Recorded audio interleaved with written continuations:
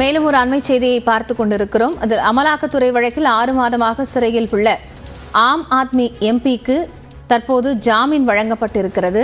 சஞ்சய் சிங்கிற்கு ஜாமீன் வழங்கி நீதிமன்றம் உத்தரவு பிறப்பித்திருக்கக்கூடிய நிலையில் கூடுதல் விவரங்களை செய்தியாளர் சுசித்ராவிடம் கேட்கலாம்.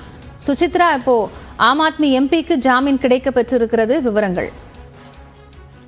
ஆம் ஆத்மி கட்சியை சார்ந்த மூத்த தலைவரும் எம்பியுமான சஞ்சய் சிங்கிற்கு தற்பொழுது ஜாமீன் வழங்கி உச்சநீதிமன்றமான உத்தரவு பிறப்பித்திருக்கிறது. நீதிபதி தீபாங்கர் தத்தா தலைமையிலான அமர்வானது இந்த ஒரு உத்தரவை பிறப்பித்திருக்கிறது. குறிப்பாக டெல்லியினுடைய மதுபான கொள்கை மற்றும் கலால் வரி கொள்கையினுடைய ஊழலில் அவருக்கு தொடர்பதாக கூறி அமலாக்கத்துறையால் அவர் கைது செய்யப்பட்டது குறிப்பிடத்தக்கது. இந்த நிலையில் தான் அவர் மீதான உண்மைகள் என்பது குற்றச்சாட்டுகள் என்பது தற்பொழுது வரை நிரூபணம் ஆகவில்லை. அதற்கான எந்த ஒரு ஆவணங்களையும் அதிகாரப்பூர்வமாக அமலாக்கத்துறையானது சமர்ப்பிக்கவில்லை என்ற ஒரு கருத்தை இன்று விசாரணையின் பொழுது சஞ்சய் சிங் தரப்பில் ஆஜரான வழக்கறிஞர் அபிஷேக் மனு சிங்வி குறிப்பிட்டது குறிப்பிடத்தக்கது. அதனை ஏற்று தற்பொழுது இந்த வழக்கில் உண்மையற்ற, அதாவது ஆதாரங்கள் இல்லாமல் ஏன் இது போன்ற குற்றச்சாட்டுகளை அமலாக்கத்துறை தரப்பானது முன்வைத்து வருகிறது என்ற ஒரு கேள்வியை நீதிமன்றமானது தெரிவித்திருக்கிறார்கள்.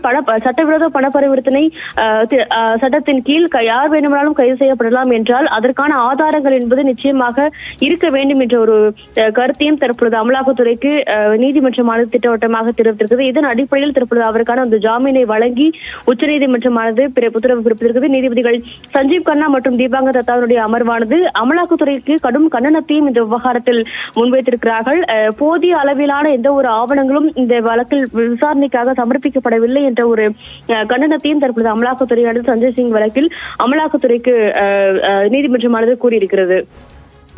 நன்றி சுசித்ரா, விவரங்களை வழங்கியமைக்காக.